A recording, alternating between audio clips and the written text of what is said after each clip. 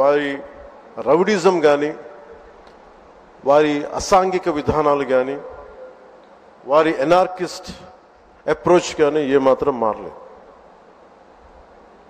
ఇది చాలా ప్రతి ఒక్కరికి కూడా చాలా లోపలగా తరిచి చూడాల్సిన అంశం. ఇది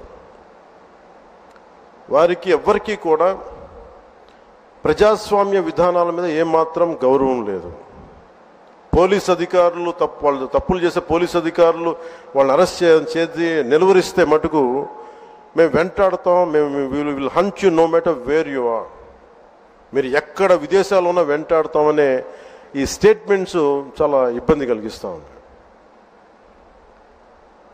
ఇది వారికి సందర్భంగా తెలియజేస్తూ ఉన్నాం. ఇది ఈ గవర్నమెంట్ నారా చంద్రబాబు నాయుడు గారి నాయకత్వంలో కూటమి ప్రభుత్వం ఇలాంటి అసాంఘిక చర్యల్ని ఏమాత్రం సహించం. ముఖ్యంగా ఆడపిల్లల భద్రత ఈ రాష్ట్రానికి చాలా కీలకమైంది. వీటికి ఆడపిల్లల భద్రతకు సంబంధించిన కానీ, ఎనార్కిస్ట్ అప్రోచ్ కానీ రాష్ట్రంలో ఉంటే ఏమాత్రం సహించే విధానం ఈ కూటమి ప్రభుత్వానికి లేదు అనేది మీ అందరికీ చాలా ప్రత్యేకంగా మేము తెలియజేస్తున్నాం.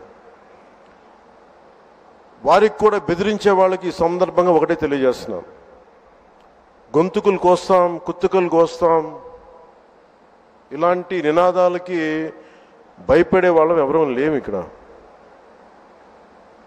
అలాంటివన్నీ చూసే మీలాంటి వాళ్ళని ఎదుర్కొని ఇక్కడ దాకా వచ్చాం.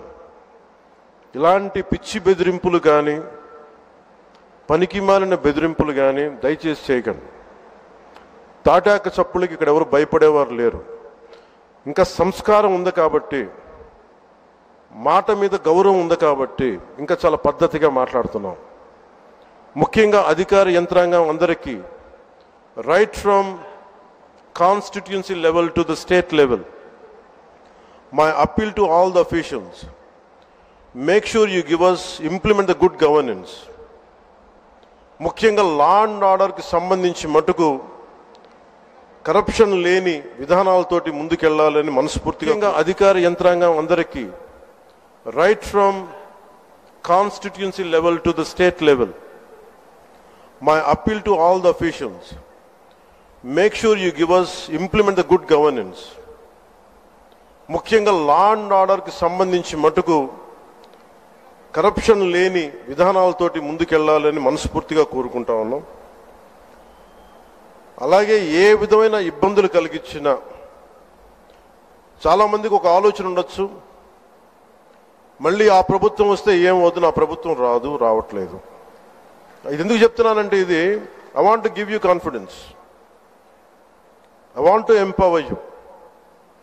ఎందుకంటే మేమందరం ఇంక సహించడానికి సిద్ధంగా లేము. ఇక్కడ ఈ కూటమి ప్రభుత్వం తక్కువ మేము మాట్లాడుకుంది 15 నుంచి 20 ఏళ్ళు ఉండాలి. ఎందుకు అనుకున్నామంటే, ఆంధ్రప్రదేశ్ వికసిత్ ఆంధ్రప్రదేశ్గా ఉండాలి, వికసిత్ భారత్లో భాగంగా ఉండాలి. అంటే ఈ ఐక్యత చెడగొట్టే పరిస్థితుల్లో నేను లేను, ఎవరు కూడా లేవు.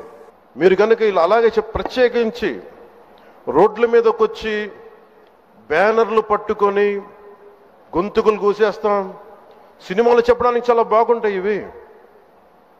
నేను సినిమాల నుంచి వచ్చిన వాడిని, సినిమాలు చెప్పడానికి చాలా బాగుంటాయి. నిజ జీవితంలో అవి నమ్మి మోసపోకండి. కాలు మక్కిలు ఎరకొట్టు కింద కూర్చోబెడతాం. జాగ్రత్త, పిచ్చి వేషాలు వేయకండి ఎవరు కూడా. ఇవి సరదాగా ఉండే విషయాలు కాదు ఇవి. శాంతి భద్రతలను ఏమాత్రం క్షీణిస్తే చిన్నపాటిది కూడా సహించం. మీకు బలంగా తెలియజేస్తాను ప్రజలందరికీ కూడా.